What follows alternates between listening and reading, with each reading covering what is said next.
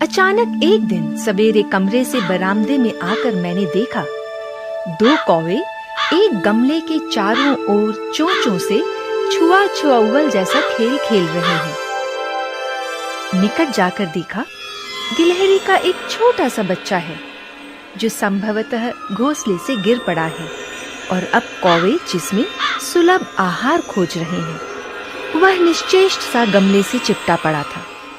सबने कहा कौवे की चोंच का घाव लगने के बाद यह बच नहीं सकता, अतः इसे ऐसे ही रहने दिया जाए, परंतु मन नहीं माना। उसे हौले से उठाकर अपने कमरे में लाई, फिर रुई से रक्त पोंछकर घावों पर पेनिसिलिन का मरहम लगाया। रुई की पतली बत्ती दूध में भिगोकर जैसे तैसे उसके नन्हे से मुंह में लगाई, पर मुंह खुल न सका और दूध की बूंदें दोनों ओर लुढ़क गईं। कई घंटे के उपचार के उपरांत उसके मुंह में एक बूंद पानी टपकाया जा सका।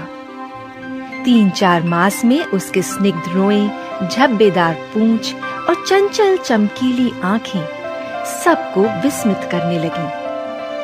हम उसे गिल्लू कहकर बुलाने लगे। मैंने फूल रखने की एक हल्की डलिया में रुई बिछाकर उसे तार से खिड़की पर लटका दिया। वही 2 वर्ष गिल्लू का घर रहा। वह स्वयं हिलाकर अपने घर में झूलता और अपनी कांच के मनकों सी आंखों से कमरे के भीतर और खिड़की के बाहर ना जाने क्या देखता समझता रहता था, परंतु उसकी समझदारी और कार्यकलाप पर सबको आश्चर्य होता था। जब मैं लिखने बैठती तब अपनी ओर मेरा ध्यान आकर्षित करने की उसे इतनी तीव्र इच्छा होती थी कि उसने एक अच्छा उपाय खोज निकाला। वह मेरे पैर तक आकर सर्र से पर्दे पर चढ़ जाता और फिर उसी तेजी से उतरता। उसका यह दौड़ने का क्रम तब तक चलता जब तक मैं उसे पकड़ने के लिए ना उठती।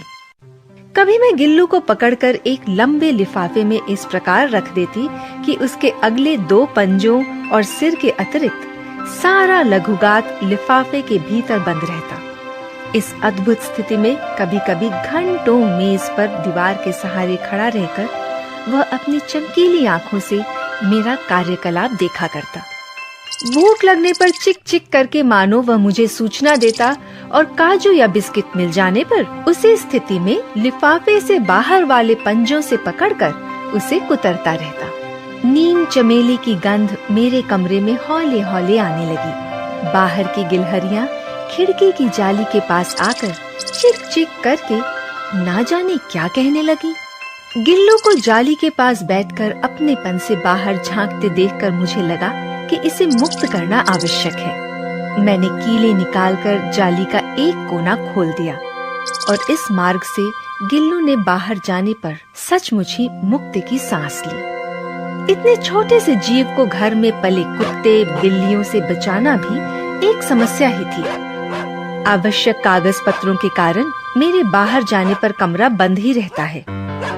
कॉलेज से लौटने पर जैसे ही कमरा खोला गया और मैंने भीतर पैर रखा, वैसे ही गिल्लू अपने जाली के द्वार से भीतर आकर मेरे पैर से सिर और सिर से पैर तक दौड़ने लगा। तब से यह नित्य का क्रम हो गया। मेरे कमरे से बाहर जाने पर गिल्लू भी खिड़की की खुली जाली की राह बाहर चला जाता और दिन भर गिलहरियों के झुंड का नेता बना हर डाल पर उछलता कूदता रहता और ठीक 4 बजे वह खिड़की से भीतर आकर अपने झूले में झूलने लगता। मुझे चौंकाने की इच्छा उसमें न जाने कब और कैसे उत्पन्न हो गई थी। कभी फूलदान के फूलों में छिप जाता, कभी पर्दे की चुन्नट में और कभी सोनजूही की पत्तियों में। मेरे पास बहुत से पशु पक्षी हैं और उनका मुझसे लगाव भी कम नहीं है, परंतु उनमें से किसी को मेरे साथ मेरी थाली में खाना खाने की हिम्मत हुई है ऐसा मुझे स्मरण नहीं आता। गिल्लू इनमें अपवाद था।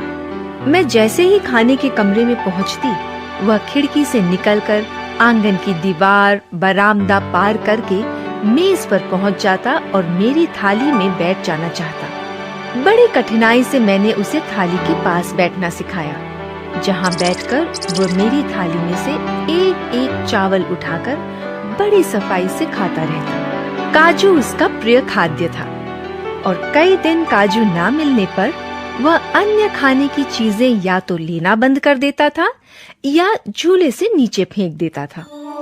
उस बीच मुझे मोटर दुर्घटना में आहत होकर कुछ दिन अस्पताल में रहना पड़ा।